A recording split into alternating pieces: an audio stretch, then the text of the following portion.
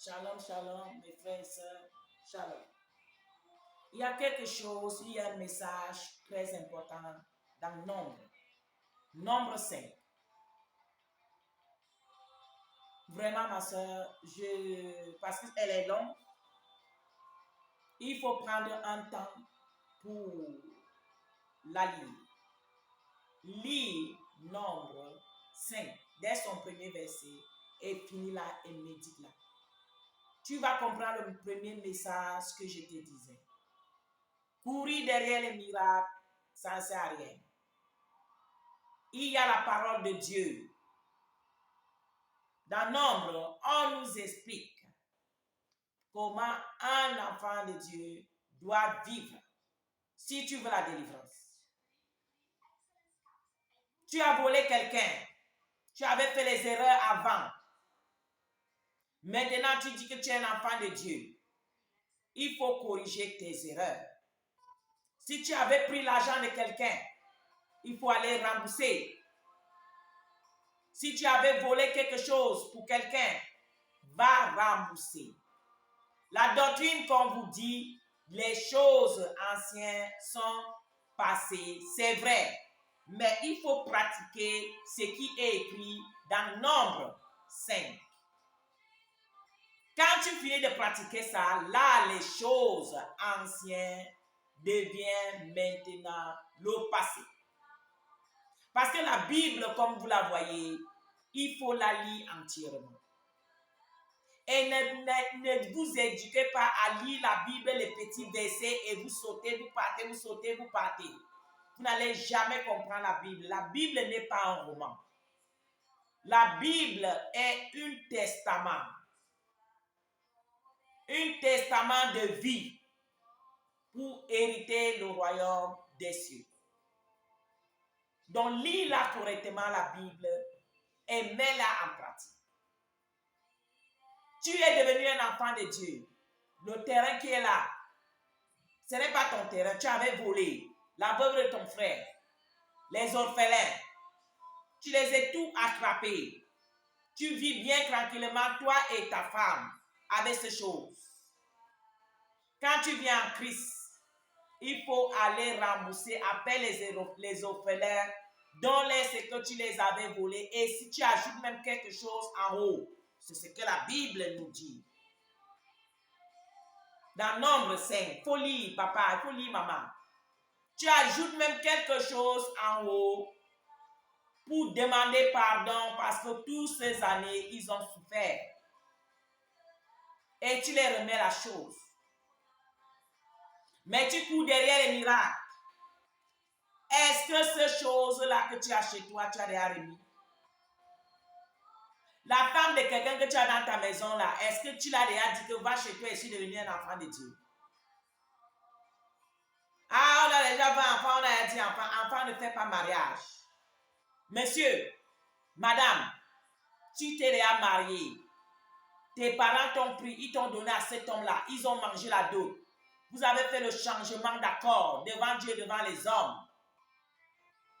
La Bible nous dit ce que Dieu a uni, personne ne peut séparer. Et toi maintenant, tu es qui pour te séparer, pour aller rester dans la maison d'un autre? Et la Bible nous dit la personne qui garde ce genre de femme, ce genre d'homme, non seulement la femme, même lui-même, il est maudit. Tout ce chose, tu n'as pas arrangé, mais tu cours derrière les miracles. C'est le Dieu qui donne ces miracles que tu peux chercher, ou bien c'est un autre Dieu que tu peux chercher. Point d'interrogation. Parce que si c'est le Dieu, Dieu le Père, Dieu le Fils, Dieu le Saint-Esprit, il n'est pas dans le faux. Il est dans sa parole. Il faut d'abord arranger avec lui.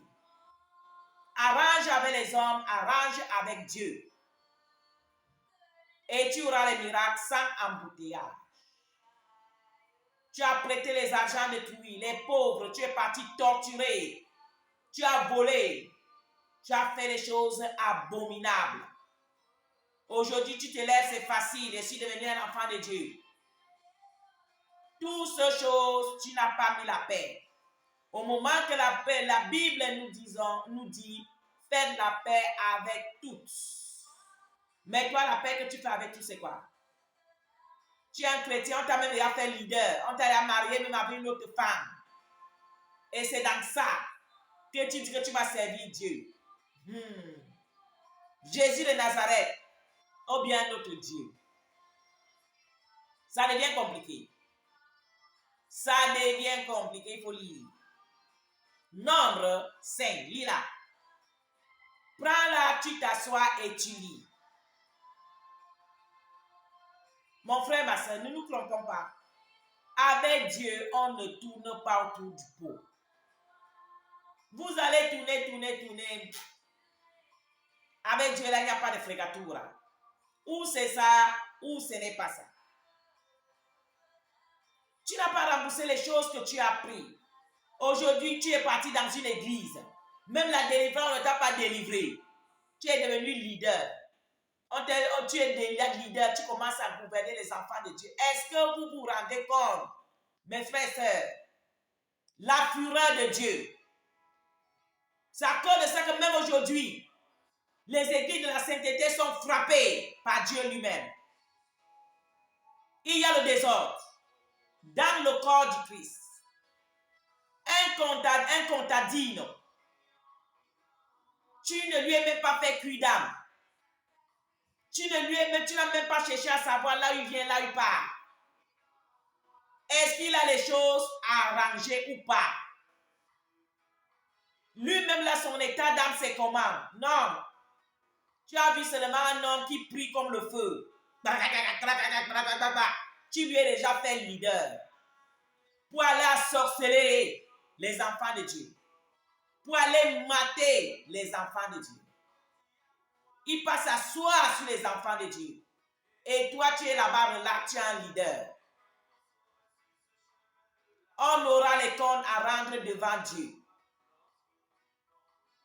Si tu, tout serviteur de Dieu, vrai, il sait qu'on ne regarde pas avec les yeux physiques. C'est les yeux spirituels qui comptent. Toi qui es vrai que tu as l'alliance avec Dieu, mais ton leader là, il est comment? Ton leader là, est-ce que tu lui as regardé avec les yeux spirituels pour savoir si effectivement il mérite d'être un leader de l'alliance que le Seigneur t'a donnée? Ou bien c'est à cause de l'émotion? Ou bien c'est à cause qu'elle prie beaucoup, elle connaît lire la parole? C'est à cause de ça que tu lui as fait leader. Ou bien il connaît beaucoup marcher pour appeler les gens pour qu'ils viennent dans les meetings, dans les conférences. C'est ça qui peut déjà lui donner le titre d'un leader. Mais mes papas, mes mamans, vous avez oublié. Le titre de leader, c'est qui aime Dieu. C'est qui a la crainte de Dieu. C'est qui est délivré. Qui vraiment il est converti. C'est lui qu'on fait leader. Ce n'est pas avec les poches, ce n'est pas avec les documents, ce n'est pas avec quoi que ce soit. Surtout les leaders qu'on fait en Europe, on va regarder est-ce qu'il a déjà le document. Oui, celui-là, il a duré en Europe, il a le document, il a déjà une maison, donc on peut lui faire leader. Son état d'âme, est-ce qu'il est vraiment converti? Est-ce que lui-même, là, il est délivré? Jésus a demandé, est-ce que deux aveugles pour conduire? Est-ce qu'un aveugle peut conduire un autre aveugle? Ce n'est pas les leaders qui sont méchants comme ça. La colère qu'il y a dedans. En tout cas, tente un peu de toucher. Primer les enfants, mater les enfants, écraser. Les enfants sont découragés. Ils sont dépassés. Il faut aller. Ils sont tous comme ça. Ils tremblent de peur. Tu peux même lui demander, mais il a quoi? Il ne peut pas ouvrir la bouche pour parler parce qu'il a peur du leader. Les enfants sont dans les prisons sataniques, même dans les églises de la sainteté. Papa, maman, toi que Dieu a choisi, il faut regarder tes leaders. Va de temps en temps parler avec les plus petits, comme Jésus faisait.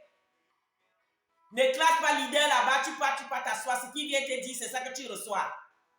Est-ce que tu as demandé au bas ici? Est-ce que tu as demandé les réunions pour demander aussi aux plus faibles ce qui se passe? Non. Tu n'as même pas... Est-ce que tu as le temps? Il faut prêter seulement avec les boss. Tu peux seulement faire les réunions des grands leaders. Est-ce que toi, tu peux te rabaisser pour venir écouter les petits enfants ici qui sont entre les mains de ces leaders-là? Est-ce que tu peux prendre une réunion pour les inviter, toi et eux, pour parler? Non. Ça ne te vient pas en idée. Tu peux faire quoi avec eux? Il faut faire seulement les réunions avec les grands leaders pour qu'ils viennent te donner les comptes rendus des dîmes. Ils viennent te donner les comptes rendus des conférences et de tout ce qu'ils ont fait pour te faire grandir. Mais si c'est pour que tu veux que Dieu grandisse, ce sont les petits là qui sont en bas là que tu dois faire les meetings. Ce sont les petits qui sont en bas là que tu dois aller écouter s'ils sont à l'aise. Ce n'est pas seulement les réunions de leaders que tu dois faire. Tu as une alliance.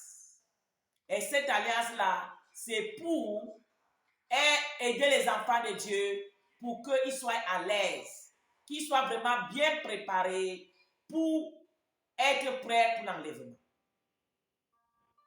Tous ces petites erreurs, les enfants sont en train de souffrir, les autres sont en train de sortir dans les ministères. Tu ne sais même pas. Ah, t'es seul encore là, non, il n'est plus là, il est parti. Il y a quoi? Tu ne sais pas.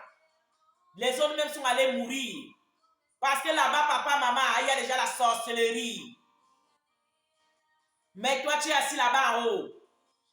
Tu ne cherches pas à savoir ce qui se passe en bas. Avec les pauvres qui sont écrasés, égorgés. Et tu dis que Dieu t'a choisi. Il faut lire ici. Nombre. Vraiment, ce verset, quand je l'ai lu, ça m'a beaucoup fortifié. Dieu dans sa parole. On ne peut pas faire le faux avec Dieu. Dieu s'en occupe les plus petits aux grands. Et Dieu est fidèle. Dieu fait justice à tout le monde. Personne ne passe devant la justice de Dieu, même moi qui est en train de parler. Personne. Nous tous, on va affronter la justice de Dieu. Ça cause ça, il faut faire attention. Ne laisse pas que les émotions t'emportent. Ne laisse pas que la foule t'emporte. Ne laisse pas parce que le ministère a grandi maintenant. Et une autre chose que j'ai constatée avec nous, papa, maman, quand le ministère est encore petit, tu prends soin de toutes choses, bien, Dieu est content de toi. Mais dès que Dieu t'exauce la prière, papa, augmente les âmes, c'est fini. C'est fini. Toi là, on ne te voit plus. Pour qu'un enfant vienne même te voir là, il faut qu'il demande le diable pendant 10 ans. Pour qu'on te voie. Tu es busy seulement avec les leaders. Tu es busy seulement les nations en nations. Les petits enfants là qui sont écrasés là-bas là, tu connais quoi? Tu vas te rendre compte le jour que tu vas arriver devant Dieu, il va te dire, mon frère, tu étais nation en nation, réunion de leader en leader, mais les tout petits là qui étaient en train d'être écrasés, est-ce que tu les as écoutés? Tu as fait quel meeting avec eux? Pour les écouter aussi. Un vrai leader doit descendre au chantier. Un vrai leader doit descendre au chantier pour voir la fondation du chantier, pour regarder le matériel qu'on utilise pour le chantier. Même l'eau, même qu'on bouge les briques là, le leader doit savoir quel genre d'eau qu'on a utilisé pour bouger les briques. Ah oui. Surtout encore, le ministère de roi de roi. Est-ce que c'est n'importe qui peut venir aller s'asseoir là-bas avec la colère comme ça pour dire qu'il dirige les enfants de Dieu?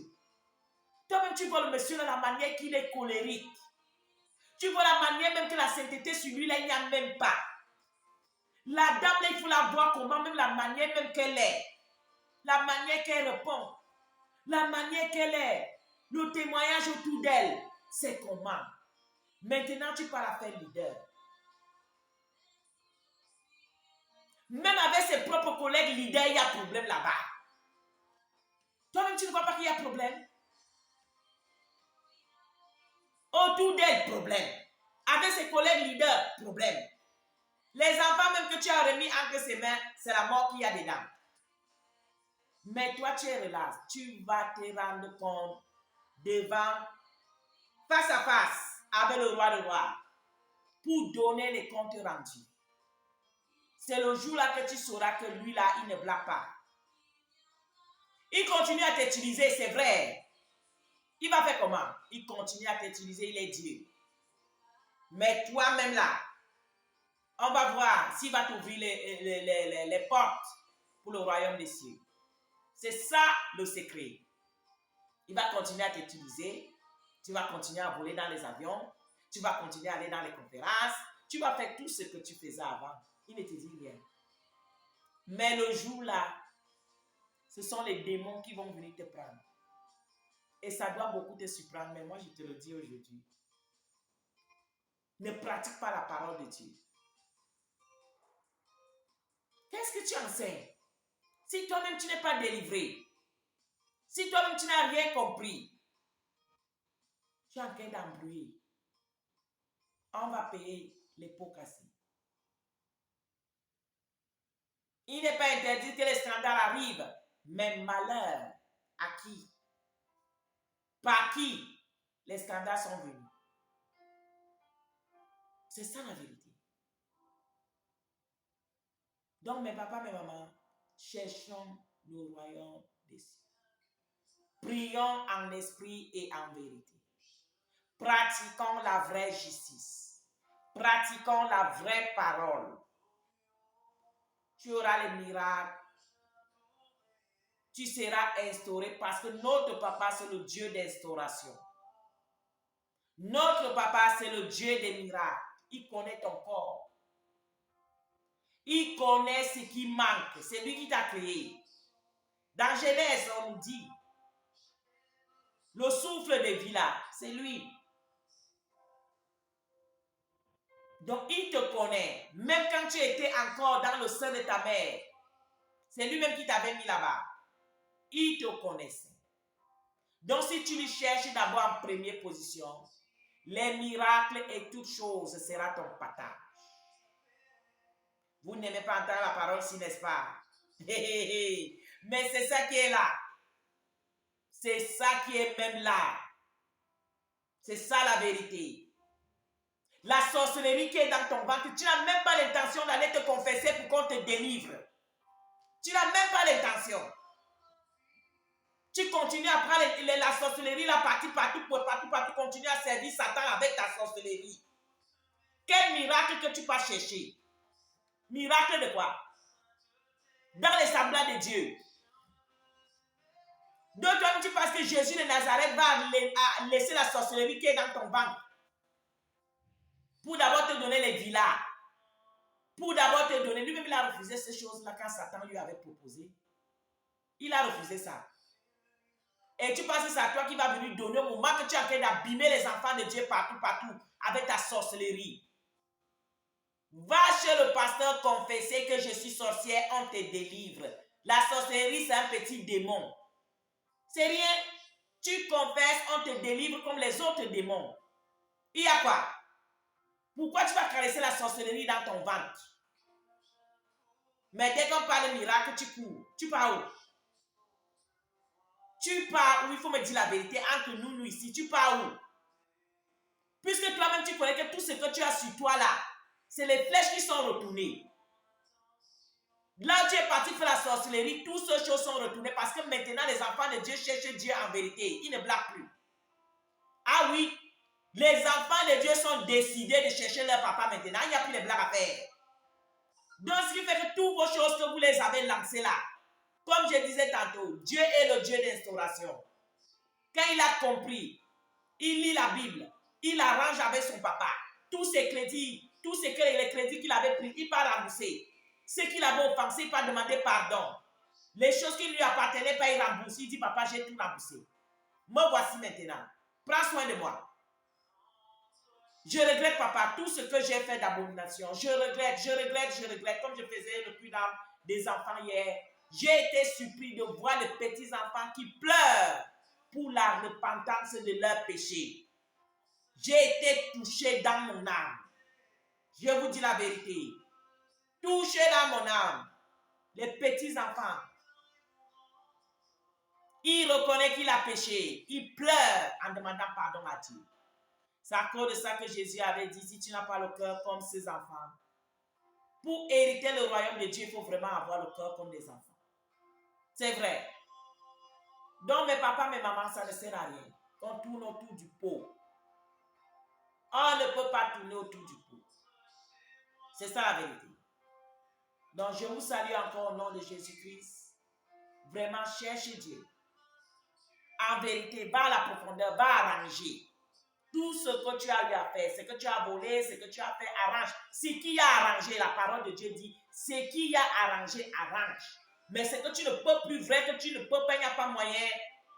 Tu pars chez là où tu pries, tu peux voir l'homme de Dieu, la femme de Dieu, qui là où tu pries, tu lui dis, voilà, j'avais fait ceci, j'avais prêté cet argent, j'avais volé cet argent, mais il n'y a plus moyen de la rembourser. Tu déposes ça à l'église. C'est ce que la parole de Dieu dit. Dans Nombre 5, il faut lire. Je ne suis pas en train d'inventer.